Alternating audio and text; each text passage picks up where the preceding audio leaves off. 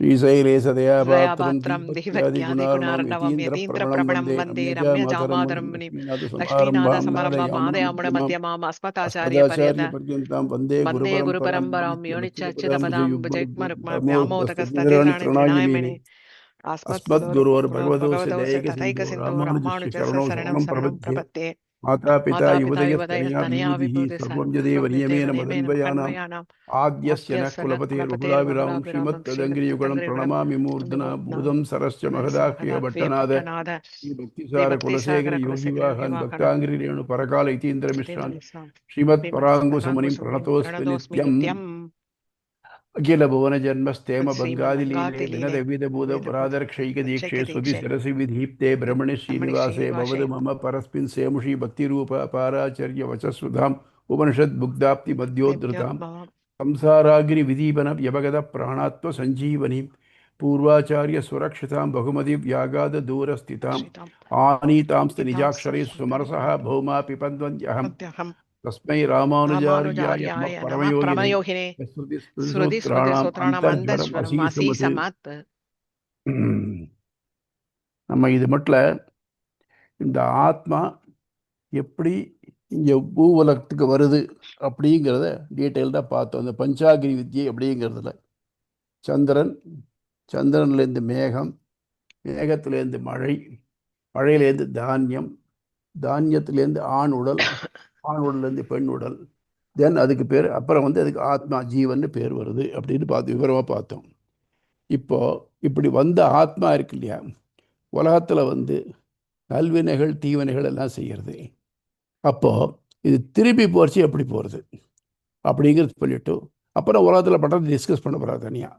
இப்போது உலகத்தில் உடம்பு வேற ஆத்மா வேற அப்படிங்கிற எண்ணத்தோட நற்செயல் என்ன செய்கிறான் இல்லையா, அடுத்த பிறவி நன்னா இருக்கணும்னு சொன்னேன் இல்லையா, அந்த மாதிரி இருக்கிறவங்களாம் எப்படி போய் சேர்றா அப்படிங்கிறது இப்படி டிஸ்கஷன் இந்த இந்த அதிகாரத்தில் நடக்க போகிறது.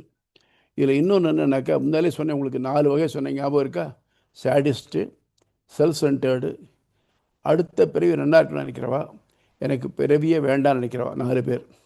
இதில் இந்த அடுத்த பிறவி நன்னா இருக்க நினைக்கிறவா யார், அவார்டு இதை பற்றி இதில் டிஸ்கஸ் பண்ண போகிறப்போ புரியுறது. அது கிருத்தியாதிகரணம். ஆன்மா உடல் எடுப்பது இதுவரை சொல்லப்பட்டது. உடலுடன் செயல்படுதலும் அதன் விளைவும் இங்கு ஆராயப்படுகிறது. அதாவது இதுக்கு இன்னொருனா அறவழி நின்றோர் களம்னு வச்சுக்கலாம். ஏன்னா இன்னொன்று அடுத்தபடி வரப்போகிறது, அறவழி நீங்கியோர் களம்னு ஒன்று வரப்போகிறது. ஸோ இது அறவழி நின்றோர் களம். அதாவது உடம்பு வேற ஆத்மா வேற.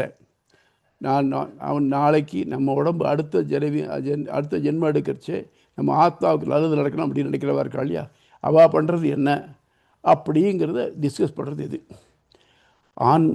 ஒருவர் இங்கிருக்கையில் இறைநினைவின்றி ஆன்மாவின் மகிழ்ச்சியை மற்றும் குறிக்கோள் கொண்டோர் என்னவாகின்றனர் என்பது ஆராயப்படுகிறது.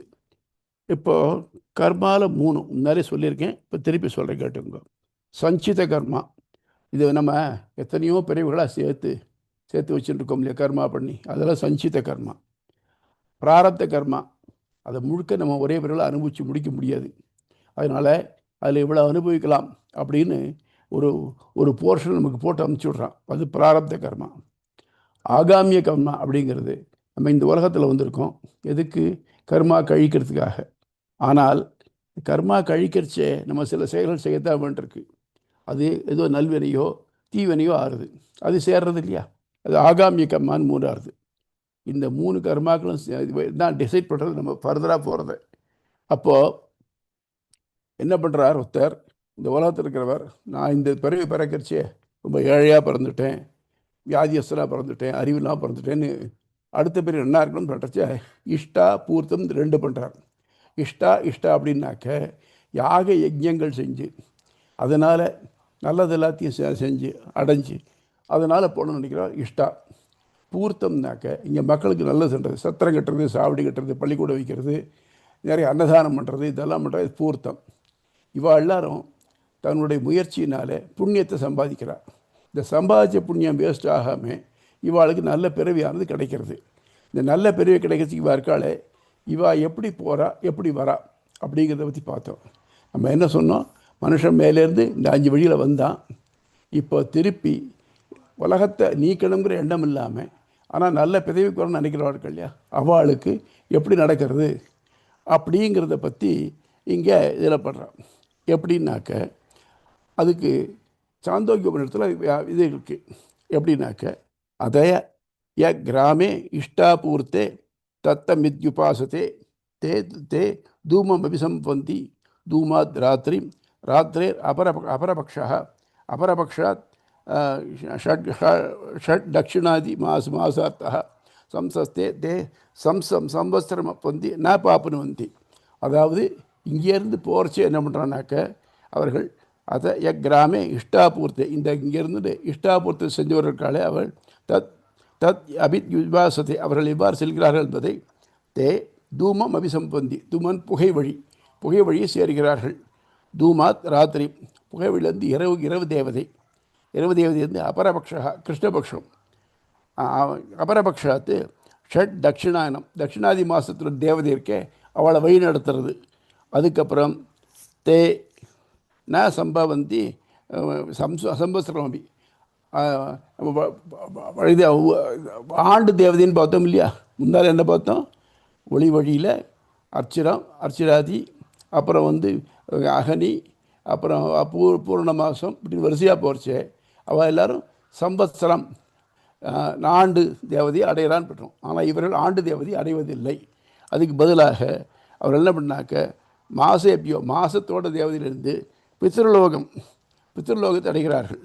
பித்ருலோகாத் ஆகாசாத் சந்திரம், ஆகாசத்தில் சந்திரனுக்கு போகிறார். சந்திரனுக்கு போனேன் ஏஷ சோமராஜா தத் தேவானாம் மாத்திரம் தம் தேவா பக்ஷயந்தி. அந்த மாதிரி அவர்கள் வந்து சந்திரனுக்கு போய் அடைஞ்சு தேவலோகத்தை அடைஞ்சு தேவர்களாலே மிக விரும்பப்படுகிறார்கள், தேவர்களாலே உண்ணப்படுகிறார்கள் அப்படின்னு வருது. ஆக இப்போ என்னன்னாக்க இவளுடைய போகிற வழி அர்ச்சிராதி வழிக்கு மாறா இருக்குது. அந்த வழி சொல்லி அதை இதில் டிஸ்கஸ் பண்ணுறார். இது புரிகிறதா? சந்தேகம் ஏதாவது உண்டா? வெற்றி சந்தேகம் இல்லை சுவாமி. இந்த தூமாதி மார்க்கம் அர்ச்சாதி மார்க்கம் 2 பார்த்தோம் இல்லையா? ஆமா. இதுல வந்து இப்போ புண்ணியம் செய்தவங்க இருக்கிறாங்க. அவன் வந்து இந்த பிறவியில வந்து அடுத்த பிறவியில முக்தி அடையணும்னு ஆசைப்படுறான், அதாவது மோட்சம் போகணும்னு நினைக்கிறான். அப்போ அந்த புண்ணியத்தை வந்து அனுபவிச்சு திரும்ப மோட்சத்துக்கான வழியை செய்ய போறான். ஆனா இப்பவே மோட்சம் போகணும்னு நினைக்கிறவன் அவனுக்கு இருக்கிற புண்ணியம் என்ன ஆகும்? அதாவது சுவாமி 2 வகை. புண்ணியம் செய்கிறவான்னாக்க அந்த புண்ணிய கர்மாவை நான் செய்கிறேன் அப்படிங்கிற எண்ணத்தோடு செய்கிறான். இன்னொருத்தர் புண்ணியம் செய்கிறவன் என்ன பண்ணாக்க நான் செய்யலை, அதில் பலத்தினுடைய ஆசை இல்லாமல் அது ஒரு கர்மமாக செய்கிறான், இது ஒரு கடமையும் செய்கிறான், அவ்வளோதான் ஒழிய அதை பற்றி அந்த பலன் எதிர்பார்க்கறதில்லை. இந்த 2 பேர்லேயும் யார் இந்த உலகத்தை விட்டு நான் இனிமேல் திரும்பி பிறக்கப்படாது அப்படின்னு நினைக்கிறானோ அவனுக்கு தான் மோட்சம் கிட்டுறது, அவன் தான் அர்ச்சிராதி மார்க்கமாக போகிறான். அது இல்லாமல் யாராவது ஒருத்தர் நான் அடுத்த பிறவி நல்ல பிறவியாக இருக்கணும்னு யார் முயற்சி பண்ணுறாளோ அவளுக்கு என்ன இருந்ததுனாக்கா அவள் எப்படி போகிறான்னு சொல்கிறான். அவள் தான் சொல்கிற மாதிரி புகை வழி ராத்திரி தேவதையிலேருந்து கிருஷ்ணபக்ஷ தேவதையிலேருந்து அவள் மாச தேவதையிலேருந்து நேராக சந்திரனுக்கு போய்டுறாள். அவள் வருஷ தேவதையை அடையிறதில்லை. அதான் இதில் சொல்லப்படுறது. அதாவது மோட்சம் போகிற வளர்ந்தானாக்க அர்ச்சிஷு, அதுலேருந்து அகனி, அதாவது டே டைம் தேவதை, ஆபூரியமான அதாவது சுக்லபக்ஷம் உத்தராயணம், அப்புறம் சம்பத்சரத்துலேருந்து வாயுலோகம் வரிசை அப்படி போகிறாங்க. அவங்க இவர்கள் வந்து சம்பத்சர தேவதையை அடையிறதில்லை. அதுக்கு முன்னாலேயே மாச தேவதையை முடிஞ்ச உடனேயே அவள் வந்து நேராக சந்திரனுக்கு போய் சேர்றான்.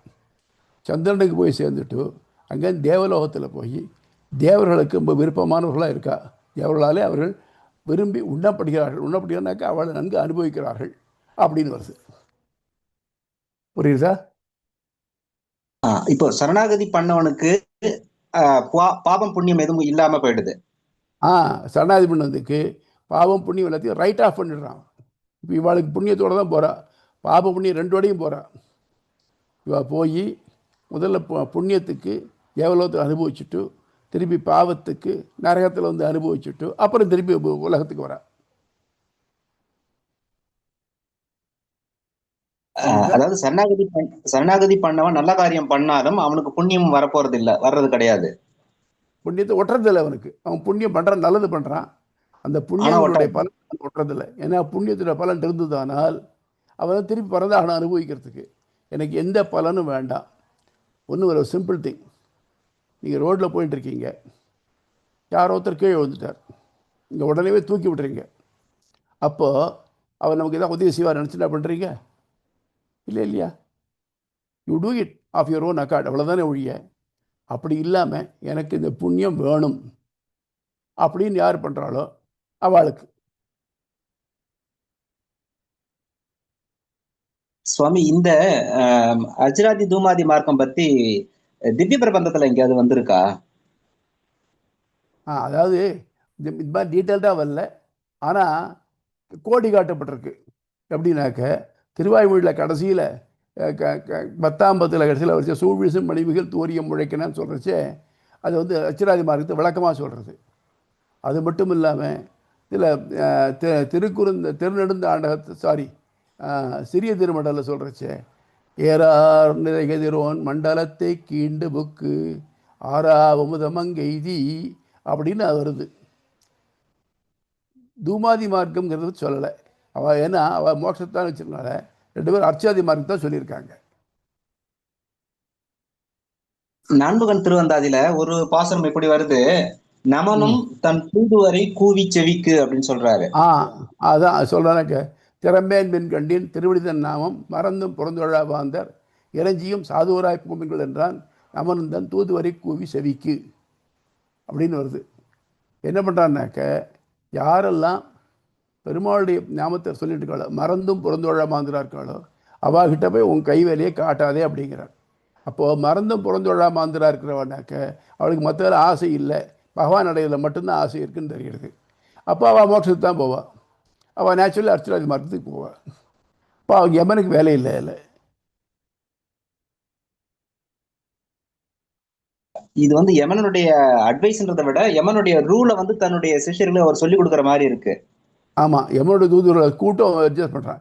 இதில் ரொம்ப அற்புதமான வியாக்கியானம் பண்ணிருக்கார். எப்படின்னாக்க திருவடிதன் நாமம் மறந்தும் பிறந்து விழா மாந்திருக்கிறதுக்கு 2 தான் அர்ச்சனை பண்ணுறான். பகவானே நினச்சிட்டு இருக்கான், வேற யாரையும் நினைக்கிறது இல்லை அப்படிங்கிறது ஒன்று. மாம் ஏகம் சரணம் பிரஜான்னு சொன்னார் இல்லையா, அதனால் அவரை மட்டுமே சரணாகதி அடைஞ்சவன் ஒன்றும். இன்னொன்று என்னாக்க திருவடிதன் நாமம் மறந்தும் பெருமாளை மறந்துட்டான், ஆனால் நிச்சயமாக இன்னொருத்தட்ட போகலை. திருவடிதன் நாமம் மறந்தும் புறந்தொழா மாந்தர் இன்னொருத்தட்ட போகாமல் இருக்கான் பாருங்க. என்ன ஆகட்டும், let it happen as it is அப்படின்னு இருக்கான் பாருங்க. அது மாதிரி சொல்கிறேன் சேர்த்து. இன்னொன்றும் நமனும் தன் தூதுவரை கூவி செவிக்கின்னு இருக்கு, காதோடு சொன்னான். ஏன் இதை டிக்ளேர் பண்ணா என்ன, ஏன் வந்து காதோடு சொல்லணும் அப்படிங்கிறது ரொம்ப அழகான இதை சொல்கிறார்.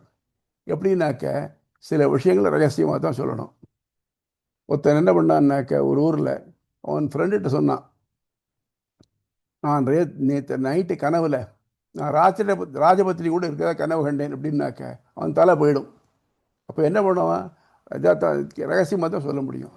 அதே மாதிரி திருமால் அடியார்கள்லாம் யார் திருமாலி அடையில் இருக்காளோ அவளை ராஜபத்திரிகள் மாதிரி, அவளை பற்றி குறையோ நிறையோ வெளிப்படையாக சொன்னாக்க அவன் பாடுக்கு ஆபத்தாயிடும். அதனால் அவளை கூப்பிட்டு காதோட சொன்னானா அப்படிம்பார். இதுக்கான சித்திரம் உறையூர் இருக்கு பாருங்க, திருச்சி பக்கத்தில் உறையூர். அதில் இந்த சன்னிதியில் இருக்கு, எம்பெருமானார் சன்னிதியில் சித்திரம் போட்டிருக்கான். Any doubts? வேற சுவாமி சொல்லுங்கம்மா. சுவாமி, அடுத்த ஜென்மத்துல தான் நன்றாக பிறக்க வேணும்னு நினைக்கிறவ வந்து அவன் நினைச்ச நன்றாக பிறக்கிறதுங்கிறது ஒரு தனி மனிதனோட அவங்களோட சிந்தனை. எனக்கு வந்து நான் ஏழையா இருக்கேன், அடுத்த ஜென்மத்துல ஒரு பணக்காரனா பிறக்கணும், ராஜாவா பிறக்கணும்னு நினைக்கலாம். இல்லைன்னா அடுத்த ஜென்மத்துல நான் பக்தனா பிறக்கணும்னு நினைக்கலாம். அல்ல ம் மியூசிக் பெரிய இசை ஞானியா பிறக்கணும்னு நினைக்கலாம். ம் அதனால ம் அது நிறைவேறுமா? இல்ல வந்து அடுத்த ஜென்மத்துல வந்து அடுத்த ஜென்மத்துல நல்லது பண்ணணும்னு அவன் நினைச்சதுனால ஆஹ் ம் அவனுக்கு வந்து இந்த பெருமை எம்பெருமான் இது பெருமாளை அடையிற வழிய வந்து காட்டிடுவாரா?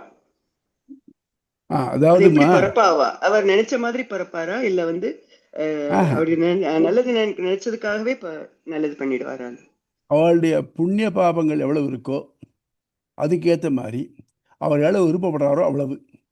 ஃபார் எக்ஸாம்பிள், நீங்கள் ஒரு டிபார்ட்மெண்ட் ஸ்டோருக்கு போகிறீங்க, உங்களுக்கு நிறைய பொருட்கள் வாங்க வேண்டியிருக்கு, வாங்கினா ஆசைப்படுறீங்க, வாஸ்தவம் தான். ஆனால் அவங்க கையில் எவ்வளோ பணம் இருக்கோ அவ்வளோ தானே வாங்க முடியும். அந்த மாதிரி இவருடைய எவ்வளோ புண்ணிய பாவங்கள் எவ்வளோ அவர் கையில் இருக்கோ அதுவும், அதுக்கடுத்து அப்படி அப்புறம் அவருக்கு என்ன விருப்பம் இருக்கோ அதுக்கேற்ற மாதிரியும் பிறப்பாங்க. ஆக இது ஒரு காம்ப்ரமைஸ் தானே ஒழிய நான் ராஜாவாக தான் பிறக்கணும் அப்படின்னு நினச்சாக்க இப்போ ராஜாக்களே இல்லை, அப்படி ராஜாவாக பிறக்க முடியும்? அந்த மாதிரி. அதனால் அவளுடைய புண்ணியத்துக்கு ஏற்ற மாதிரியும் விருப்பத்துக்கு ஏற்ற மாதிரியும் பிறப்பாங்க.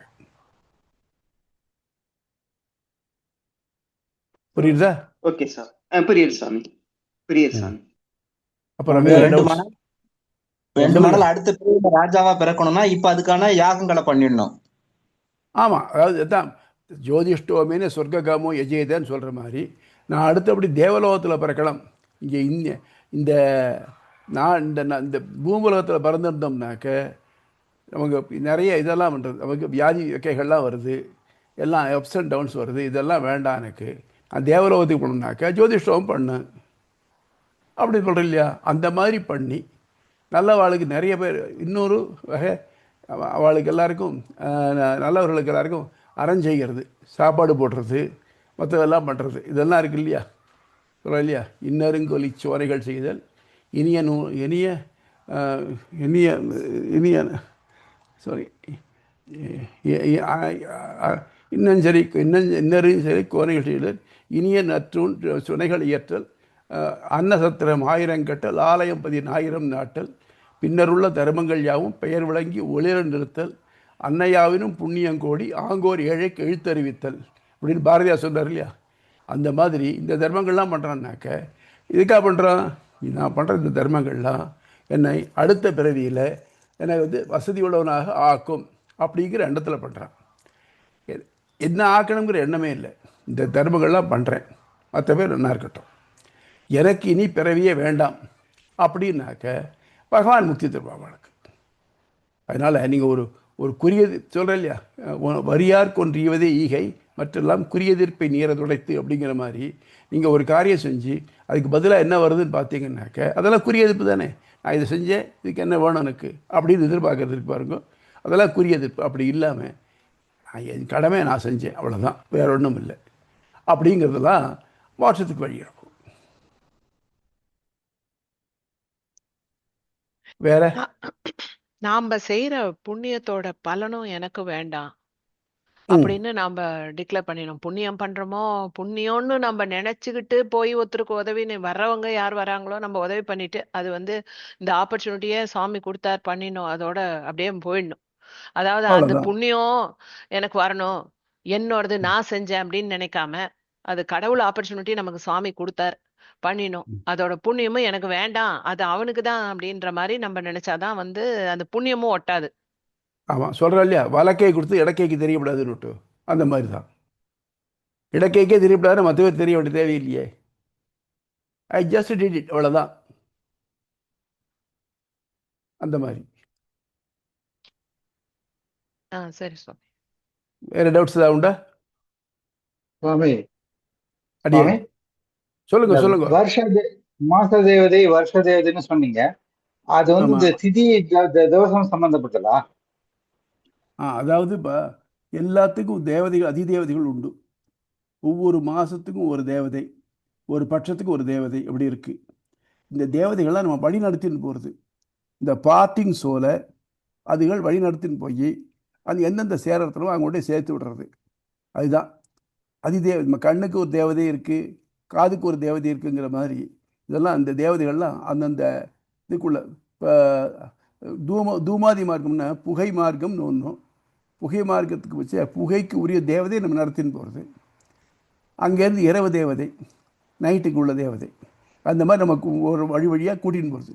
நமக்கு போக தெரியாது இல்லையா, மார்க்கம் தெரியணும் இல்லையா, அந்த வழி தெரியறதுக்காக கைட் பண்ணுறது நம்ம.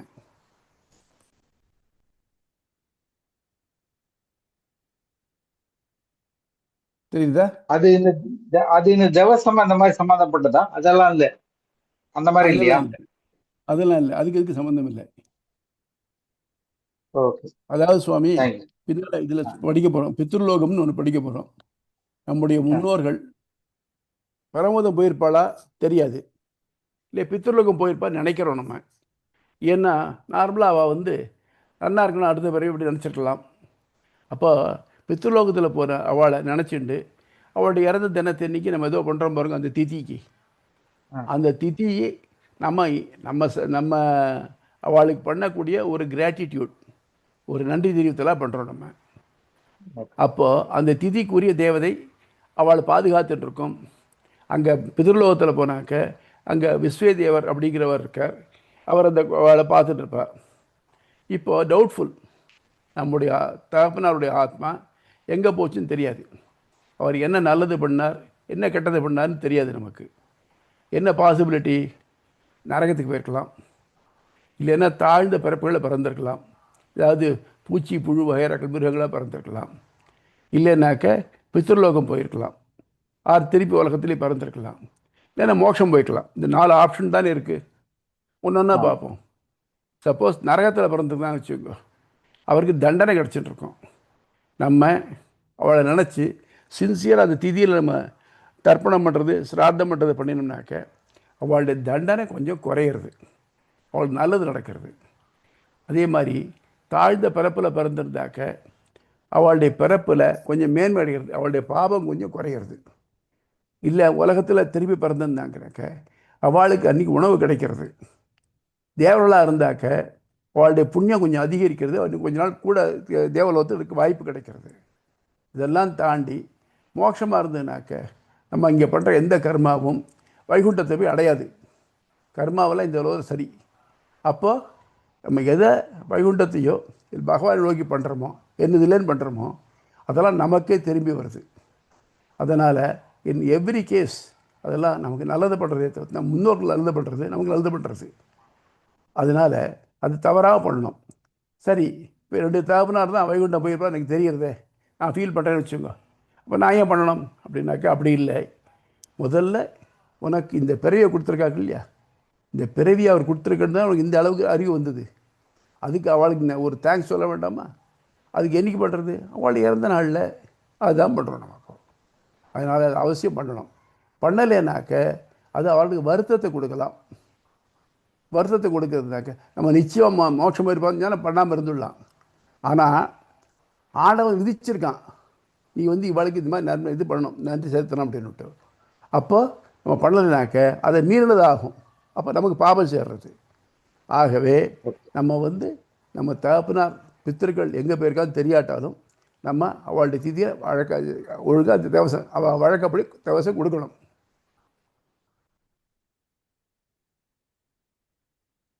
புரியுது? வேற டவுட் ஏதாவது உண்டா? போகலாம், புக்குக்கு இப்போ போகலாமா? பக்கம் 241. கிருதாத்தியாதி கரணம், வினை முடிவு களம். இக்களத்தின் பெயரும் தொடர்பும். 70ஆம் களம் கிருதாத்தியாதி கரணம், வினை முடிவு களம் என பெயர் கொண்டுள்ளது. ஏனெனில் இதில் நற்செயல் செய்தோர் சந்திரனை அடைந்து தம் வினைப்பயன் உள்ளவரை இன்புறுகின்றனர் என்று முந்தைய களத்தில் நிறுவப்பட்டது. வினைகளை அற்றுவிட்ட அந்த ஆத்மாக்கள் உலகிற்கு திரும்பி வருவடைய தேவை என்ன என்று ஆராயப்படுகிறது. சார், நீங்கள் நல்லதோ கெடுதலோ பண்ணுறீங்க, ரைட். அதை அனுபவிக்கிறதுக்கு தேவலோகமோ நரகமோ போகிறீங்க, அனுபவிச்சாச்சே, அப்போ தான் வினை பாக்கி இருக்காதே, அப்புறம் ஏன் வரணும் உலகத்துக்கு? இன்னைக்கு தான் உலகத்துக்கு வரணும் அப்படின்னாக்க நம்ம பொறுத்த மட்டும் நம்ம பேலன்ஸ் என்னும் 0 ஆறுதே கிடையாது. அதனால தான் பிரம்மத்தின் நினைவின்றி தன் ஆன்மாவின் மகிழ்ச்சியை குறிக்கொண்டு நற்செயல்களை செய்வோர் புகை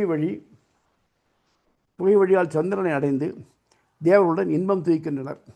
அவர்கள் நல்வினை முடியும் வரை அங்கிருக்கின்றனர் என்பதால் அங்கிருந்து மேகம், மழை, பயிர், உடல் போன்ற நிலைகளை மீண்டும் எடுத்து உலகில் வினைபுரிகின்றனர் என்பது பொருந்துமா? அதுக்கு சொல்கிறார். இக்களத்தின் சூத்திரங்களும் பொருளும் கிருதஜ்யே அனுசயவாத் திருஷ்ட ஸ்மிருதிபியாம் யதேவ மனேவம் ச.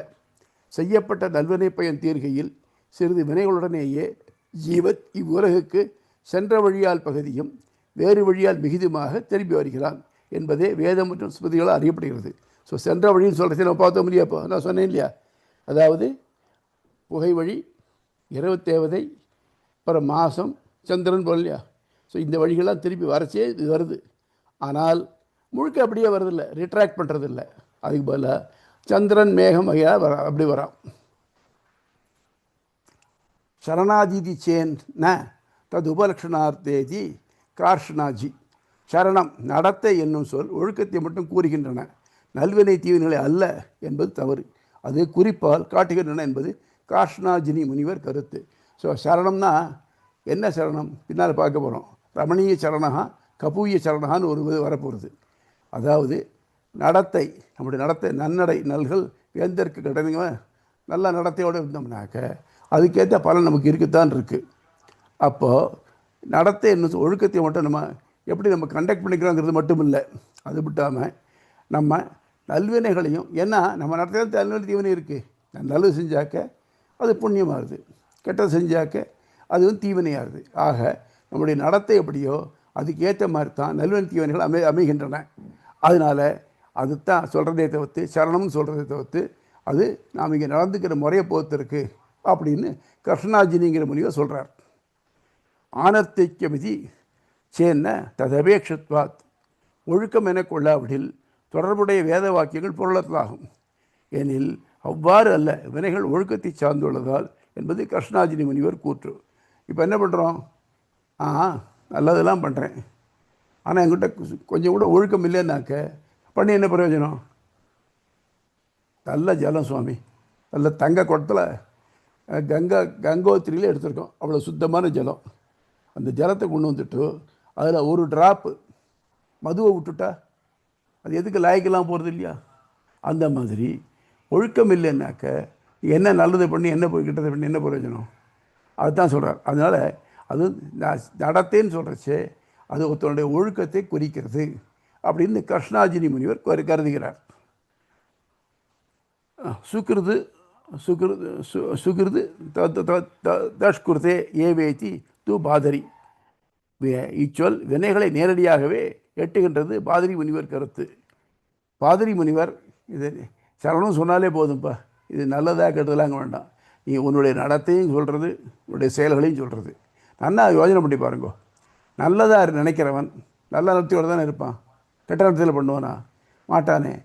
அதனால் நம்ம சில நினச்சிட்ருக்கோம், சில பேர் பணம் இருக்கிறவன்ட்ட திருடி பணம் இல்லாத கொடுக்குறான்னா அவன் நல்லவன் நினச்சிட்ருக்கோம். இல்லை இல்லை, வறியோர் கழகு வறுமையில் செம்மை.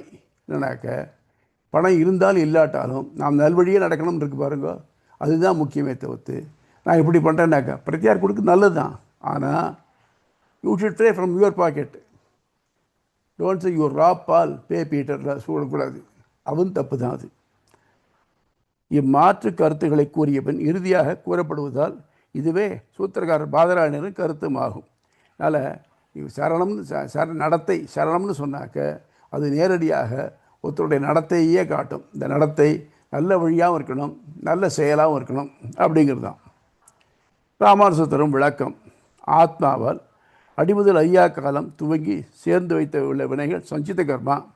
அதனின்றும் சிறிதளவு எடுக்கப்பட்டு இப்பிறவி உட்பட ஒன்றுக்கு மேற்பட்ட பிறவிகளை தொடர்ந்து அனுபவிக்க வேண்டிய வினைகள் பிராரப்த கர்மா என்று இரண்டாக வேதங்கள் வகுக்கப்பட்டுள்ளன. இது முதல்ல பார்க்கணும்.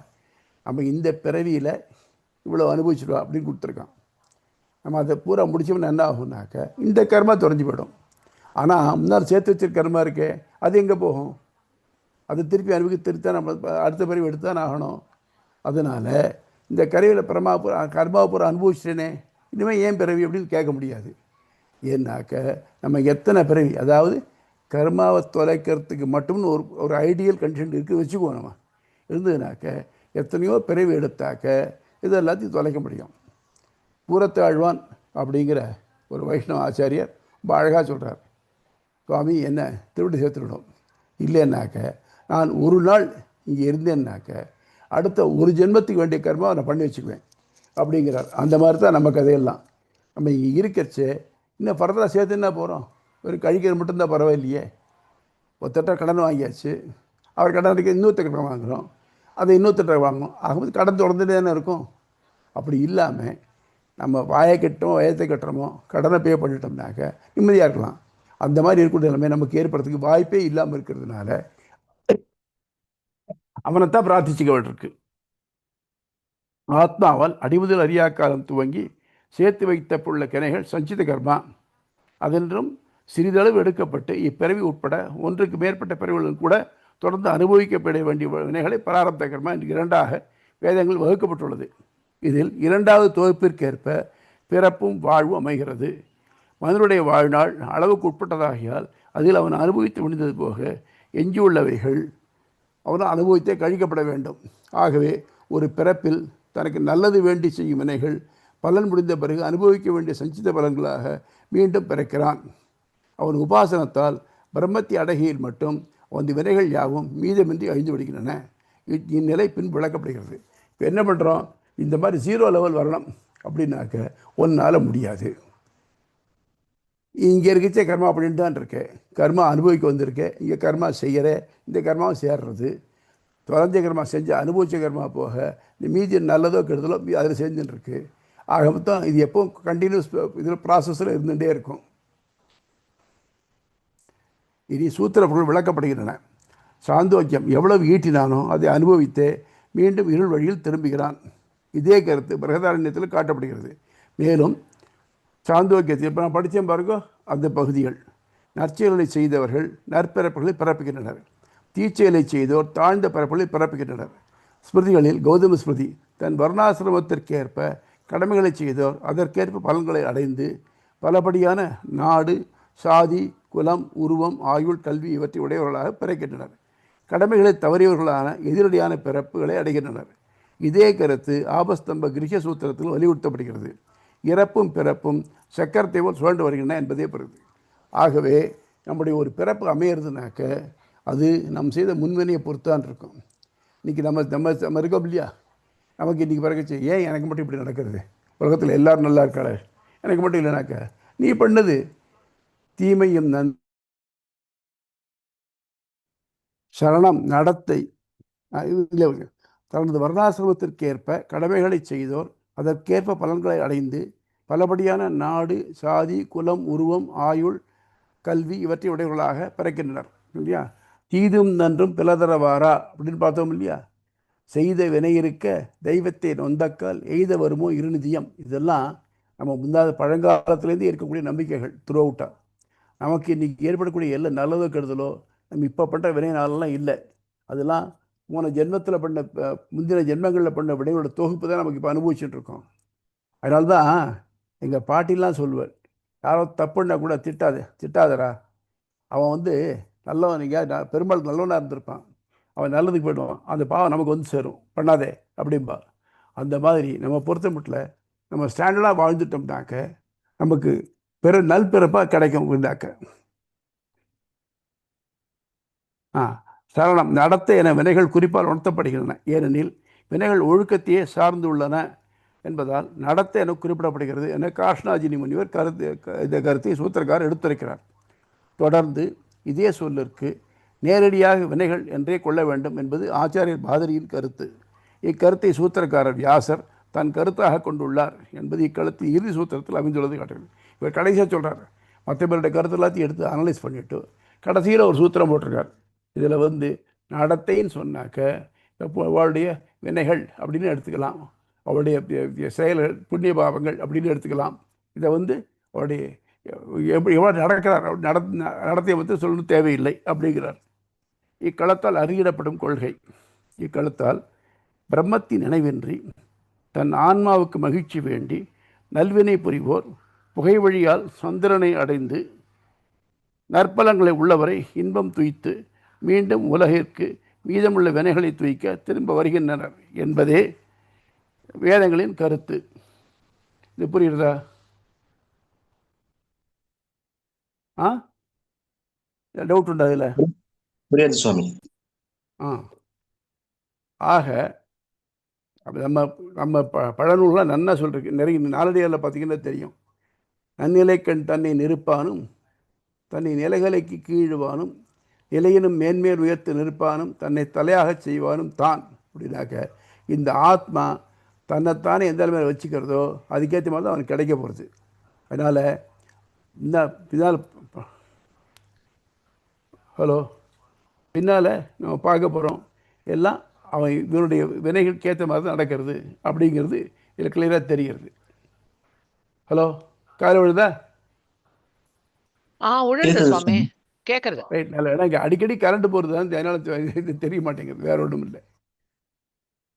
டவுட்ஸ் இருந்தால் கேளுங்கோ.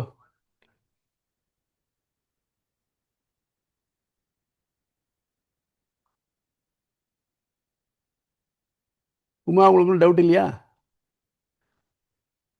இல்ல சுவாமி, இது வரைக்கும் நீங்க சொன்னது. வெற்றி? இல்ல சுவாமி, கிளியரா. ரைட். அந்த புக்ல வந்து இது போட்டிருக்காங்க. என்னம்மா? இந்த புக்ல வந்து இந்த ஆ. நீங்க படிக்கும்போது கார்ஷ்ணாஜினி முனிவர் கூற்று கார்ஷ்ணாஜினி அப்படின்னு ஒரு முனிவர். அதான்.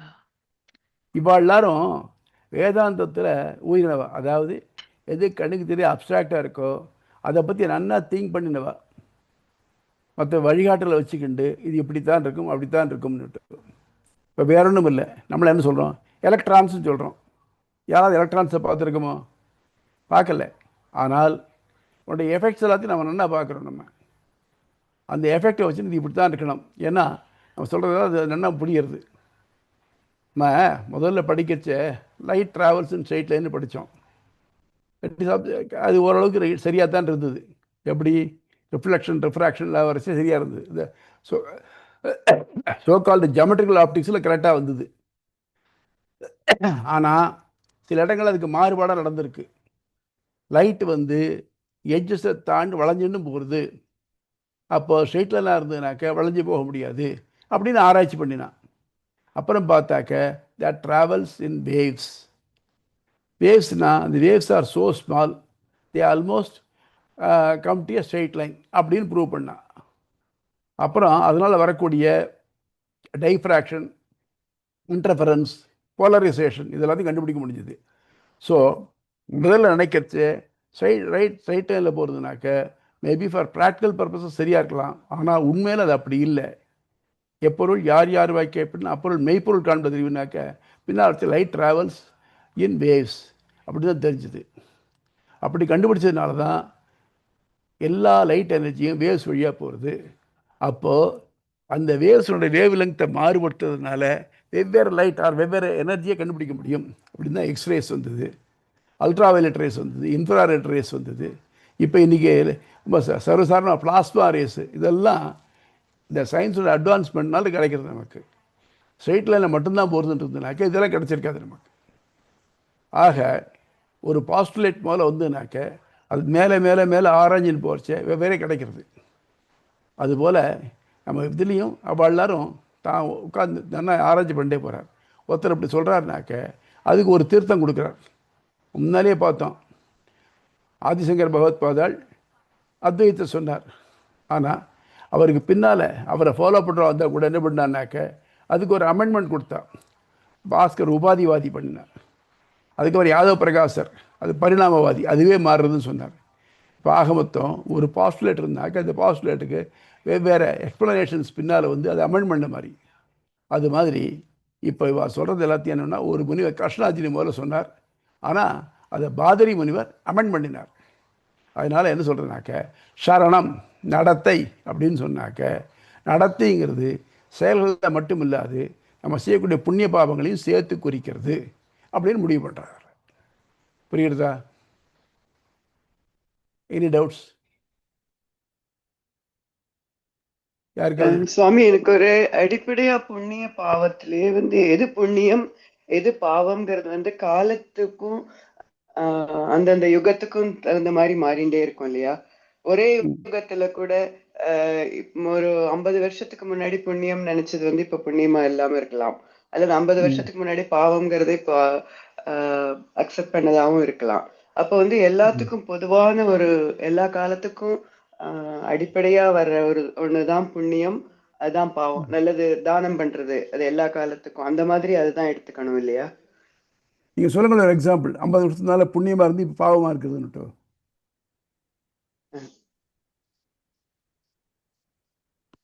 ஆமா சாமி, ஆமா சாமி இருந்தது. அது எதுவும் மாறல. ஒரு விஷயம் என்னன்னாக்க, சிலது வந்து பாவமாக இருக்கலாம், கிரைமாக இருக்காது, குத்தமாக இருக்காது. சிலது குத்தமாக இருக்கலாம், பாவமாக இருக்காது. முன்னால் எல்லாம் என்ன பண்ணாக்க, மோர் தேன் ஒன் வைஃப் பாவம் இல்லை, இப்போவும் பாவம் இல்லை, ஆனால் குத்தம். மோர் தேன் ஒன் வைஃப் லிவிங்னாக்க இட் இஸ் இப்போ வந்து குத்தம். அது முன்னால் ஸ்மோக்கிங் இன் பப்ளிக் பிளேஸ் குத்தம் இல்லை, ஆனால் இப்போ அது குத்தம். அதனால் குத்தமாங்கிறத பற்றி மாறவே மாறாது. பாவ புண்ணியங்கள் மாறலை. எது குற்றம் எது குற்றம் இல்லை அப்படிங்கிறது தான். அது மட்டும் இல்லாமல் இடத்த பொறுத்து எந்த மாறுறது. ஃபார் எக்ஸாம்பிள், ஒருத்தர் இங்கே நல்லா பிளான் பண்ணி ஒருத்தர் கொலை பண்ணினார்னாக்க அவர் கொலைகாரர். அது பாவமும் குற்றமும். ஆனால் அதே ஒருத்தர் நம்முடைய மிலிட்டரியில் சேர்ந்து எதிரிகளை வீழ்த்தினார்னாக்க அது ஹீரோயிக் டீட்ஸாக அவரோட புகழறோம் நம்ம. அது பாவம் இல்லை, அவருக்கு குற்றமும் இல்லை அது. அதனால் பாவ புண்ணியங்கள் என்னிருந்து இன்னிமட்டில் ஒன்றா தான் இருக்குது. ஆனால் குற்றமாக குற்றம் இல்லையாங்கிறது தான் மாறுபடுறதை தவிர்த்து பாவ புண்ணியம் மாறவே இல்லை, என்றைக்கும் மாறலை. யாரையும் எவரையும் மனசாலேயோ உடம்பாலேயோ துன்புறுத்தாமல் இருக்கிறது தான் புண்ணியம். மனசனால் துன்புறுத்தினா கூட அதுவும் பாவம்தான். அதனால் அதில் வித்தியாசமே கிடையாது. ஆனால் சர்க்கம்ஸ்டன்சஸ்னால் சிலது மாறுபடுறது. ரொம்ப ரொம்ப சேலியன்ட் எக்ஸாம்பிள் என்ன இருக்குது தெரியும் இல்லையோ? அப்சு மூத்திர புருஷம் ந குறியாத் அப்படின்னு அது பண்ணால் பாவம் இருக்குது. அதாவது தண்ணீரில் மலமூத்திரங்களை விடாதேன்னு சொல்கிறது. இப்போ நம்ம என்ன பண்ணுறோம்? வேறு வழியே இல்லை நமக்கு. விறகு வச்சு தான் எடுத்து சமைக்கணும்னு சொல்லிருக்கு. விறகா இருக்குது இல்லை இல்லையா? இது வேறு வழி இல்லை. இப்போ பண்ணுறச்சே நம்ம பண்ணுறது பாவமாக இருந்தாலும் இந்த காலத்துக்கு நம்ம மாற்றிட்டு இருக்கோம். அதை பரவாயில்லை அப்படின்னு எடுத்துகிட்டு இருக்கோம். அதனால் நம்ம பொறுத்த மட்டும் பாவ புண்ணியங்கள் என்றைக்கும் மாறலை. ஆனால் அதனுடைய விளைவுகள் இருக்குது பாருங்க, அது குற்றமா இல்லையா அப்படிங்கிறது தான் மாறுறது. இது இன்னொன்று பாருங்க, பொய் சொன்னால் பாவம் தானே. ஆனால் பொய்மையும் வாய்மை இடத்த பொறிதிருந்த நன்மை பயக்கும் மண்ணில். அப்போ அதனால் சொல்கிறச்சே எந்த இடத்துல எப்படி பண்ணப்படுறது அப்படிங்கிறதுக்கு ஏற்ற மாதிரி தட் டேக்ஸ் த ஷேப். புரியுதாம்மா? புரியுது சுவாமி. அப்படி அப்படி பார்த்தோம்னா பொய்மையும் வாய்மை எடுத்து நன்மை பயக்கும் எனில்னு சொல்லும்போது அது வந்து அது பாவம் இல்லை, ஆனா குற்றம்.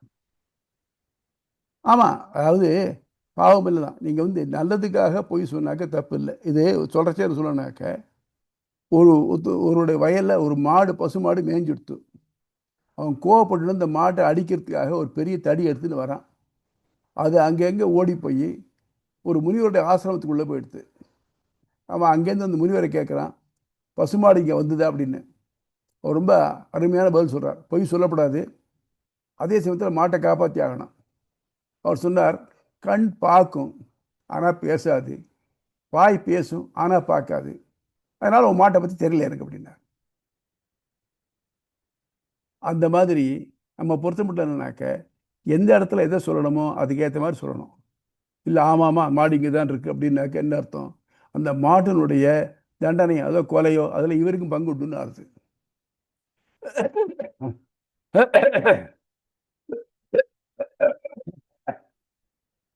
அதனால் நம்ம பொய்மை அல்லது வாய்மை அப்படிங்கிறது அந்த சமயத்துக்கு ஏற்ற மாதிரி மாறுபடுமே தவிர்த்து, ஆனால் அது பாவமோ குற்றமோ இல்லைன்னு சொல்ல முடியாது. இடத்துக்கு ஏற்ற மாதிரி நம்ம ஒற்றர்களாக இருக்கோம் வச்சுக்குவோம். நம்ம நாட்டுக்காக ஸ்பை பண்ணுறோன்னாக்க உண்மையை சொல்ல முடியுமா? இதே நாட்டை போய் நான் இந்த நாட்டு ஒற்றர், நான் இங்கே வந்திருக்கேன், ஏதாவது பார்க்குதுன்னு சொல்ல முடியுமா? ஆனால் அங்கே பொய்மையே வாய்மையாக இருக்குது. புரியுதா?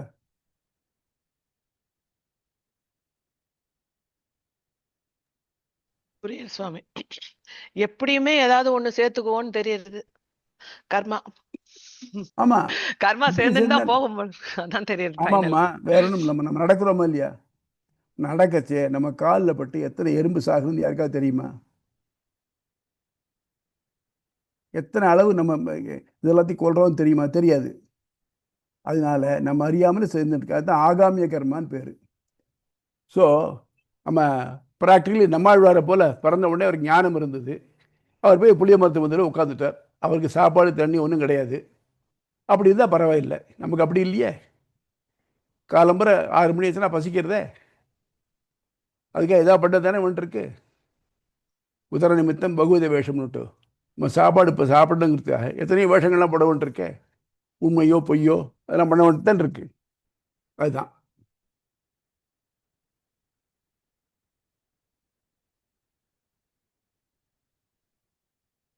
வேற டவுட்ஸ்? இந்த கர்மாவனுடைய இதெல்லாம் எந்த வேதத்துல இந்த இதுல நீங்க கூட சொல்லியிருக்கீங்க பிரகதாரண்யம் சாந்தோக்கியம்னு. ஆ, இந்த இதெல்லாம் வந்து ம், வேதத்துல சொல்லியிருக்கு இல்லையா? எங்க ஆமாம்மா. சஞ்சித கர்மா, ஆமாம், ஆகாமி கர்மா, பிராரப்த நமக்கு கர்மா எல்லாம். நமக்கு ஃபுல் அண்ட் ஃபுல் கைடன்ஸ் வேதம் தான். வேதத்தை எக்ஸ்பிளைன் பண்ணி பின்னால் ஸ்மிருதிகள் வந்திருக்கு. இந்த ஸ்மிருதிகளில் டீட்டெயில்டாக சொல்லிருக்கா கர்மாக்களை பற்றி. கௌதம ஸ்மிருதி, மனுஸ்மிருதி இதெல்லாம் சொல்கிறார். மனுஸ்மிருதி இதெல்லாம் சொல்கிறார். இதெல்லாம் தப்பு, இதெல்லாம் ரைட் அப்படின்னுட்டு விவரமாக சொல்கிறார்.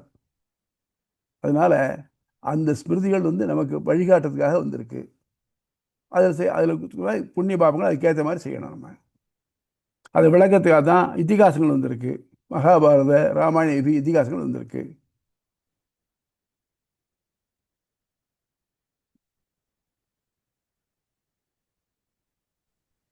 அப்புறம் சுவாமி, சொல்லுங்க. இந்த இது சரணாகதி பண்ணும்போது அவனுடைய பாப ம். புண்ணியங்கள் எல்லாம் ரைட் அப் ஆகுதுன்னு பார்த்தோம். அது உபாசனம் பண்றவனுக்கு அது போல கிடையாது இல்லையா? அவன் வந்து எப்படி உபாசனம்ன்றது வந்து தேவர்களுக்குரியதுதானா? எப்படி அது? உபாசனம் பண்ணினானாக்க அவனுக்கு மானச சாட்சா்காரம் ஆர் மனக்கண்ணில் பகவான் தோன்றது வந்துதானாக்க எப்போ பகவானுடைய காட்சி வந்துருத்தோ அப்போ அந்த பாவ புண்ணியங்களாம் தொலைஞ்சு போகிறது. இதில் அழகாக சொல்கிறார். வித்யதே ஹிருதயத் கிரந்தி சித்தியதே தத்திர சம்சயா க்ஷீயந்தே சர்வகர்மாசு தஸ்மின் திரஷ்டே பராவரே. உபாசனம் பண்ணுறவன் தன் மனசில் விடாமல் தியானம் பண்ணிட்டே இருக்கான். அவன் மனசிலேயே பகவான் தோன்றார். தோன்றினாக்க அந்த நிமிஷத்திலேயே அவனுடைய பாப புண்ணியங்கள் எல்லாம் தொலைஞ்சு போயிடுது அப்படின்னு வேதம் சொல்கிறது. ஆகவே ஏதாவது ஒரு வழியில் அவனை பார்த்துட்டோம்னாக்க நமக்கு இதெல்லாம் போய்டுறது. அதாவது அதான் நம்மளா சொல்கிறார், நான் கூட்டாக வரமாட்டேங்கிறேன். ஏன்? நான் நிறைய பாவம் பண்ணியிருக்கேன் போல் இருக்கு. ஒன்று பண்ணு, நீ எனக்கு நேரம் வந்து நீ பாபி, நான் வரமாட்டேன்னு சொல்லு அப்படிங்கிறார். அது கொக்கத்தில் வெண்ணெய் வச்சு பிடிக்கிற மாதிரி சொல்கிறார். நீ பாபி, உன்னால் வர முடியாதுன்னு சொல்லிட்டேன்னா போகிறேன் எனக்கு அப்படிங்கிறார். அந்த மாதிரி நம்ம பொறுத்த மட்டும் அவனுடைய காட்சி கிடச்சிட்டானாக்க நம்ம பாவ புண்ணியங்களும் தன்னை தானாகவே விட்டு விலகி போயிடுனேன். ஒரு பெரிய குகை இருக்குதுன்னு வச்சுக்கோங்க. எத்தனையோ வருஷம் அன்எக்ஸ்ப்ளோர்டாக இருக்குது, தெரியாது நமக்கு. அப்போ நம்ம என்ன பண்ணுறோம், அங்கே ஒரு எக்ஸ்பெடிஷன் மாதிரி போகிறோம். அதை பார்க்குறோன்னாக்க பார்க்குறச்சே கையில் ஒரு டார்ச் எடுத்துன்னு போகிறோம். நம்ம டார்ச் போகிறச்சே அந்த இருள் தானாக விலகிடுறதா இல்லையா? அது கிளைம் பண்ணுறது இல்லையே. எனக்கு அனுபவ பாத்தியம், நான் இத்தனை வருஷமாக இங்கே இருந்திருக்கேன், நான் போக மாட்டேன்னு சொல்ல முடியாது இல்லையா? அந்த மாதிரி நம்ம மனசில் இருக்கக்கூடிய இருள் எல்லாம் அவனை எப்போ பார்க்குறோமோ அது தானாக விலகிடுறது. அவ்வளோதான். புரியுதா? அருமையா இருக்கு சுவாமி. நன்றி நன்றி. அதுக்கு ஏதாவது ஒன்றும் either way we should see him, அவ்வளோதான். அவன் நம்ம பார்க்கணும், பார்த்தா போகிறோம், தானாக எல்லாம் விலகி போயிடும். அதுக்காகத்தான் அவனை பார்க்கலான்னா பார்க்கலாம், நமக்கு தெரியாது, நம்ம ஊனக்கண்ணுக்கு தெரியாது. அதுக்காகத்தான் அர்ச்சாவதார விக்கிரகங்கள் வச்சுருக்கோம். நம்ம இங்கே ஒவ்வொரு தடவையும் கோயிலுக்கு போய் பார்க்குறச்சே நம்ம அவனை பார்க்குறோமோ பார்க்கலையோ அவன் பார்வை நம்ம மேலே விழுறது இல்லையா? அதனால நம்ம பாவங்களாம் தொலைகிறதுன்னு வச்சுக்கலாம். நம்ம அங்கே போய் பாவம் பண்ணாமல் இருக்கணும், அவ்வளோதான். கோயில் போய் அடிச்சுட்டு ஏன் இடிக்கிற மேலே அது பண்ணுறேன் அப்படின்னு சொல்லாமல் போனோம், பெருமாளை சுவிச்சோம், வந்தோம்ட்டு இருந்தோன்னா பரவாயில்லை.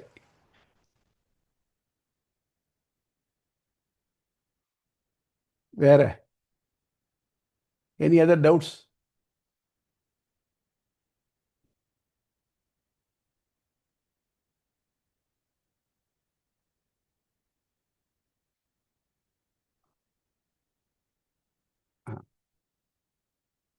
ஜமீலா, உங்களுக்கு டவுட்ஸ் இல்லையா?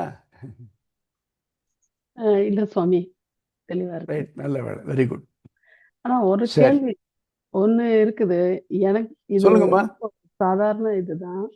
அஹ் சொல்லுங்கம்மா. இப்போ இப்போ இந்த வேதத்தை ஒரு அடிப்படையா வச்சு விசிஷ்டாத்வைதம் இல்ல ம் அத்வைதம் வச்சுக்கோங்க. அப்புறம் ஒரு ம் கிறிஸ்துவ மதம்னா அவங்க பைபிள் இல்ல ம். குரான். ஆமாம் ஆமாம். இப்போ இவங்க எல்லாருமே வந்து ஏதோ ஒண்ணு வச்சு இப்போ எல்லாம் இதை வச்சு இவங்க இப்போ இதெல்லாம் யாரும் பார்த்தது கிடையாது இல்லையா? ஆமாம். யார் எந்த ஆ இப்போ என்னோட மகன் வந்து ஒரு அறிவியல் அது படிக்கிற ஒரு மாணவனா இருக்கான். 23 ம் வயசு. அவனுக்கு வந்து வர்றதெல்லாம் என்ன என்ன சயின்ஸ்ல எல்லாத்துக்கும் ப்ரூஃப் இருக்குது. ஆமாம். எல்லாத்தையுமே இப்போ ஆனா இதுல எல்லாம் ஒண்ணும் கிடையாது. நம்ம இத பத்தி அவன்கிட்ட பேசும்போது அவன் அத சொல்றான். சோ அந்த மாதிரி பேசும்போது நம்ம என்ன சொல்ல முடியுதுன்றது எனக்கு ஏன்னா அந்த இடத்துல நான் ஸ்டக் ஆயிடுறேன். நீங்க இத ம். பத்தி என்ன சுவாமி நினைக்கிறீங்க? ஏதாவது உங்களுக்கு உங்கள் பையன் என்ன படிக்கிறார்? ஒரு neuro science neuro neuro science. Science. ஆமா. அவர் எப்படியும் வேவ்ஸை பற்றி படிச்சிருப்பேன்னு நினைக்கிறேன். ஆமா. சயின்டிஃபிக்காக நமக்கு இங்கே கிடைக்கிற எல்லா எனர்ஜியும் பை வேவ்ஸ் தான் வருது. சூரியன்லேருந்து வருகிற லைட்டு அது மாதிரி வேவ்ஸு. அந்த வேவ்ஸில் வேவ் லெங்க்த்துன்னு சொல்லுவாங்க, அலை நீளம். அதுக்கேற்ற மாதிரி அந்த எனர்ஜியோட தன்மை வேரியாருது. இப்போ நம்ம எந்த லைட்டை நம்ம பார்க்குறோமோ, எதை கண்ணால் பார்க்க முடிகிறதோ அது இந்த விப்ஜிஆருக்குள்ளே அடங்கிப்படுறது. வயலட்லேருந்து ரெட்டுக்குள்ளே அடங்கிப்படுறது. ரெட்டுக்கு அப்புறமும் வேவ்ஸ் இருக்குது, வயலட்டுக்கு முன்னாலேயும் வேவ்ஸ் இருக்குது. அது அல்ட்ரா வயலட், இன்ஃப்ரா ரெட்னு இருக்குது. இது கண்ணுக்கு பலப்படுறதில்லை. அதனால் அது இல்லைன்னு சொல்லிடலாமா? முடியாதே. அதை ஒரு நம்ம ப்ரூவ் பண்ணுறோமே, எப்படி ஏதோ பண்ண மாதிரி. அதே மாதிரி இந்த நம்ம கண்ணுக்கு தெரியாத சில சக்திகள்லாம் இல்லைன்னு சொல்ல முடியாது. வேற ஒன்றும் வேண்டாம். நம்ம வந்து எனக்கு ஹார்ட் இருக்குது அப்படின்னு நான் எப்படி ப்ரூவ் பண்ணுவேன்? நான் ஃபீல் பண்ண முடியும், அவ்வளோதான். இன்னொருத்தருக்கு எனக்கு ஒன்று ஹிருதயமே இல்லையானாக்கா ஹிருதயத்தை எடுத்து காமிக்க முடியாது. இன்னொன்றும் என் ஹிருதயத்தை நான் பார்க்கவும் முடியாது. பை சான்ஸ் ஹார்ட் டிரான்ஸ்பிளான்ட் பண்ணால் கூட அப்போ I will be in sedation. அது மாதிரி சிலத்தை நான் ஃபீல் பண்ண தான் முடியும். நான் ஃபீல் பண்ணுறேன். இந்த மாதிரி நமக்கெல்லாம் மேம்பட்ட சூப்பர் பவர் ஒன்று இருக்குது. அந்த சூப்பர் பவர் தான் நடத்துறது. நம்ம அதை பார்க்க முடியாது. என் கூட ஒரு ஃப்ரெண்ட் இருந்தார். அவர் நாத்திகர், ஆனால் ரொம்ப நல்லவர். அவர் சொன்னார், அதெல்லாம் முடியாது, இதில் நம்ப மாட்டேன் அப்படின்ட்டார். அப்போ தான் ஒரு பெரிய புயல் அடித்து விழுந்திருந்தது. நிறைய மரங்கள்லாம் விழுந்திருந்தது. பாருங்க புயல் இருக்குது பாருங்க அப்படின்னு. ஆமாம், இது இயற்கை, ரைட்டு. இயற்கையை உங்களால் கண்ட்ரோல் பண்ண முடிகிறதா? இயற்கை அறிவற்றது அப்படின்னு சொல்கிறேன். ஆனால் உங்களால் கண்ட்ரோல் பண்ண முடிகிறதா? அதை முடியலையே. ஆனால் இயற்கை தான் உங்களை கண்ட்ரோல் பண்ணுறது. ஏன்னா இந்த பருவங்கள்லாம் மாறி வருது. இப்போ மழை காலமாக இருக்குது, இப்போ வெயில் காலமாக இருக்குது, இப்போ காத்தடி காலமாக இருக்குதுன்னு. அதுக்கேற்ற மாதிரி நம்ம எல்லாம் உபயோகப்படுத்திக்கிறோம் நம்ம. அப்போது நீங்கள் வந்து இயற்கையால் கண்ட்ரோல் பண்ணப்படுறீங்கன்னாக்க அறிவற்ற இயற்கையால் அறிவுள்ள நீங்கள் கண்ட்ரோல் பண்ணி ஒத்துக்கிறீங்களா? நாங்கள் அந்த இயற்கையை தான் தெய்வம்னு சொல்கிறோம். நம்ம மதத்தில் துளசி பறிக்கிறோம் பாருங்க, பெருமாளுக்கு அர்ச்சனைக்காக. அப்போ கூட அந்த துளசி செடியை உயிருள்ளதாக இருந்து வணங்கிவிட்டு, அம்மா நான் உங்களுடைய திருவாரணத்துக்காக துளசி பறிக்கிறேன், என்னை மன்னிச்சு நீ உகந்து கொடு கேட்குறோம். நம்ம உலகத்தில் உள்ள ஒவ்வொரு பொருளையும் நம்ம ஏன் வீட்டில் உபயோகப்படுத்தக்கூடிய முறம், உரல், உலக்கை, இது எல்லாத்தையுமே நம்ம வந்து இப்போ பணிஞ்சு கேட்டுக்கிறோம். நம்ம அதுக்கான மந்திரங்கள் இருக்குது. ஆக மொத்தம் இறைவன் எங்கேயும் இருக்காங்கிறத ப்ராக்டிக்கலாக பண்ணுறது இந்து மதம் தான். எல்லாம் தெரியணும் தேவையில்லை. எத்தனை வருஷம் தெரியாமல் தான் நடக்கிறது. எல்லாருக்கும் எல்லாம் தெரிகிறதா? ஒரு சயின்ஸே படிக்காத ஒருத்தர், காமர்ஸோ வேறு ஏதோ படிச்சிருக்கவர் வந்து நீ சொன்னால் எலக்ட்ரான் ஒத்துக்க மாட்டேன், எனக்கு கண்ணில் காமிக்க முடியுமா? அதனால் கண்ணில் பார்த்தா அந்த டு சி யூஸ் டு பிலீவ்னு சொன்னாக்க எதையும் பண்ண முடியாது. You have to accept something. அதனால் இந்த லாஜிக் இருக்குது பாருங்க, மேலெழுந்த வாரியாக சரியாக தோணலாம். ஆனால் அந்த லாஜிக் அப்படி இல்லை. நான் அதான் அவர்கிட்ட சொன்னேன், ஐயா நாங்களெல்லாம் உயிருள்ள, உணர்வுள்ள, ஞானமுள்ள இயற்கை, சர்வ வல்லமை உள்ள இயற்கை, எங்களை கண்ட்ரோல் பண்ண நினைக்கிறோம். நீங்கள் நம்புறதில்லை, உங்களை அறிவற்ற ஒன்று உங்களை கண்ட்ரோல் பண்ண நினைக்கிறீங்க. சரிதான், உங்களுக்கு இது பொருத்தம் தான் அப்படின்னு. அது மாதிரி தான். சரி சுவாமி, இருந்தாலும் இந்தியாவுக்கு வரும்போது உங்ககிட்ட கூட்டிட்டு வர்றேன். இன்னும் நல்லா தெளிவா அவனுக்கு சொல்லிருங்க. கூட்டு வாங்க. ஆனால் இதுதான் நீங்கள் இது சொல்லலாம், எல்லாத்தையும் நம்ம நேராக பார்த்து தான் புரிஞ்சுக்கணும்னு சொல்கிறேன். ஒன்றும் இல்லை, இன்றைக்கி நான் இருக்கேன், எனக்கு என் தாய் தப்பினார் தெரியும், ப்ராப்ளி என் தாத்தா பாட்டிகள் தெரிஞ்சுக்கலாம். அதுக்கு மேலே எனக்கு 2வது 3வது தாத்தா 4வது தாத்தா யாருமே இல்லைன்னு நான் சொன்னேன். நான் பார்க்கல இன்றைக்கி, அவள் இல்லைன்னு சொல்ல முடியுமா? ஒன்றால் முடியாதே. நான் பார்த்தா தான் நம்புவேன்னு சொன்னேன், எப்படி முடியும்? அது பெரிய அதனால எல்லாமே ப்ராப்ளம். பார்த்து. அம்மா, சொர்க்கம் நரகம் இந்த தான் சொல்றீங்க இல்லையா? இப்போ ஆமா, வேற வேற உலகங்கள், அதுதான் அதுதான் அதை பத்தி சொல்லும் போதுதான் இவ்வளோ. ரைட்டு. இப்போ இருக்கட்டும், இப்படி வச்சுக்குவோம். நம்ம சொர்க்கம் நரகம்ங்கிறது நமக்கு தெரியலை அப்படிங்கிறத இல்லைன்னு சொல்ல வேண்டியது. இப்படி வச்சுக்கோமே, சொர்க்கம்ங்கிறது ஒரு நற்செயல்கள் அடையக்கூடிய ஒரு இடம், ஒரு பர்சானிஃபிகேஷனாகவே இருக்கலாமே. நான் நல்ல புத்திசாலியாக இருந்து நிறைய ஏர்ன் பண்ணி நல்லது பண்ணிட்டு இருந்தேன்னாக்க எனக்கு எதெல்லாம் கிடைக்குதோ அதெல்லாம் சொர்க்கம். நான் அயோக்கியனாக இருந்து தவறெல்லாம் பண்ணிட்டு இருந்தேன்னாக்க அதனால் எனக்கு கிடைக்குது நரகம். இது நம்ம ப்ராக்டிக்கலாக ஜெயிலையும் பார்க்குறோம், இருக்கக்கூடிய பெரிய மாளிகை வீடுகளையும் பார்க்குறோம் இல்லையா? இது இந்த உலகத்தால் நம்ம அச்சீவ் பண்ண முடியாது. எப்படி இருக்குச்சே, நம்முடைய அச்சீவ்மெண்ட்டுக்கு மேலானது வேற ஒன்றும் வேண்டாம். சயின்டிஸ்ட் இருக்காளே, எத்தனை பேர் இந்த சேட்டலைட்டெல்லாம் அனுப்புகிறா, சாதாரணப்பட்டாளா எவ்வளோ செலக்ட் பண்ணி எடுத்துருப்பா அதுக்கு. அப்படிப்பட்ட சயின்டிஸ்ட் அனுப்புறச்சேயே ஏன் சிலது ஃபெயில் ஆகுது? ஃபெயில் ஆகக்கூடாது, சாதாரண விஷயம் இல்லை. நம்ம வீட்டு கணக்கு போடுற மாதிரி இல்லை. பரீட்சை ஃபெயில் எடுத்து அடுத்த எக்ஸாம் எழுதிக்கலாம் சொல்ல முடியாது. அங்கே இருக்கிற ஒவ்வொன்றும் ஒவ்வொரு மில்லிமீட்டரும் comes out only after very strict inspection. அப்படி இருக்கச்சே அது ஏன் ஃபெயில் ஆகுது? அது சொல்லுங்களால. அதனால் நம்ம இன்றைக்கி இயற்கையில் இவ்வளவெல்லாம் கொடுத்துருக்கு, அதைத்தான் நம்ம நோட் பண்ணுறோம். மேலே மேலே மேலே மேலே போய் ஆழ்வாராய்ச்சி மாதிரி தோண்டி பண்ணிட்டுருக்குமே தவிர்த்து இவளை எதாவது உருவாக்க முடியுமா? ஒரு எலக்ட்ரானை உருவாக்க முடியுமா? சொல்கிறாளே காட் பாட்டுக்கு பொசான் உருவாக்க முடியுமா? நம்ம எதையும் பண்ண முடியாது. நம்மளால் நான் பவர்ஃபுல்லாக தான் பண்ணமே, மனுஷன் பண்ணணும்னா பண்ணியாகணும் எல்லாத்தையும் தான் சொல்லுவார். நம்ம பெருசாக ஏறி ஒட்டிடலாம், எல்லாருக்கும் தண்ணி சௌரியமாக இருக்கட்டும்ன்ட்டு. ஆனால் மாறி அவன் தானே பிடிக்கணும். அதனால் நமக்கு மெந்திய பவர் நிச்சயமாக இருக்குது. நம்ம எல்லாம் நன்னா பண்ணியிருக்கோம். ஏன் வரலன்னா ரீசன் சொல்லணுமே. சயின்டிஸ்டால் ரீசன் சொல்ல முடிகிறதா? நம்ம அந்த கல்பனா சாவ்லா அந்த அம்மா எல்லாம் ஆச்சு, அது இங்கே பூமிக்கு வரைச்சே போயிட்டு ஏன் போச்சு? இவங்க நல்லா பண்ணல, அவ்வளோ தூரம் போயிருக்குமா? வந்திருக்கு. இன்ஸ்பைட் ஆஃப் இட் போயிடுது இல்லையா? அது ஏன்? யாராவது ரிசன் பண்ண முடியுதா? முடியலையே. அதனால் சயின்ஸில் எதெல்லாம் தெரிகிறதோ அதான் ஒத்துக்குவேன்னு சொன்னாக்க, the very basic transmission of energy இருக்கு பாருங்க, that itself is wrong. E= mc² அப்படிங்கிறது கண்ணுக்கு தெரியாததான் சொல்கிறது. அப்போ அது கண்ணுக்கு தெரிஞ்சால் தான் ஒத்துக்குவேன்னாக்க முடியாதே. அவங்களே கேளுங்க, சயின்ஸில் உனக்கு இதெல்லாம் தெரிகிறது, எல்லாம் உனக்கு கண்ணுக்கு தெரிகிறதா? அதனுடைய விளைவுகள் தெரிகிறது, ஆனால் அந்த ஆக்ஷன் தெரிகிறதா? இல்லையே. அதனால் மேலே வெளிப்படையாக கேட்கறதுக்கு வேணால் சரியாக படலாமே தவிர்த்து, ஆனால் அது இன்ஹரண்ட்டாக இருக்கிறது என்னன்னு யாருக்கும் தெரியாது. இந்த மண்ணை நம்ம படைச்சோமா? மண்ணில் வேணால் செடியாக வச்சுக்கலாம்.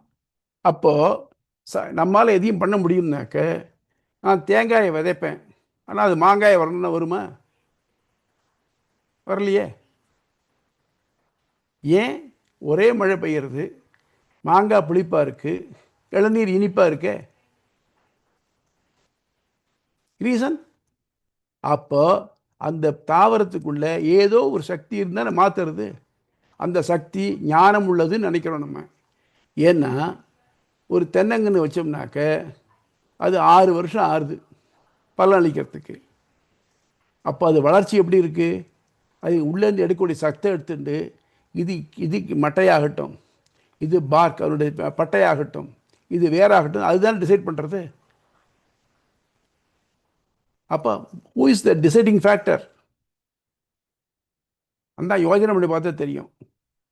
இவளால் அதெல்லாம் வேண்டாம், நான் தேங்காயை விதைக்க மாட்டேன், தென்னை மரம் பண்ண சொல்லுங்களேன் யாராவது. அதனால் இதெல்லாம் பேசுறதுக்கு நல்லா இருக்குமே தவிர்த்து, ஆனால் உண்மையாக ஆராய்ச்சி, பொறுமையாக ஆராய்ச்சி, அன்பயஸ்டாக ஆராய்ச்சி பார்க்கணும். பயஸ்டாக இது தப்புன்னு சொல்ல போகிறேன்னு ஆராய்ச்சி பார்த்தா அவளுக்கு இன்றைக்கும் உண்மை தெரியாது. அதனால் இது ஏன் ஏற்படுதுங்கிறது ஆராய்ச்சி பார்த்தாக்க நிச்சயமாக எல்லாருக்கும் தெரியாது. அதுதான் அவரோட உள்ளது. சரி சுவாமி, நீங்க சொல்றது சொல்றேன். Right. So we shall call this a day. ஆழ்வார் எம்பெருமானார் ஜீயர் திருவடிகளே சரணம், ஆச்சாரியன் திருவடிகளே சரணம். தஸ்மை ராமானுஜாரியாய நம பரமயோகினே யஸ்ருதி ஸ்மிருதி சூத்ராணாம் அந்தர்ஜ்வலம் அசீசமது.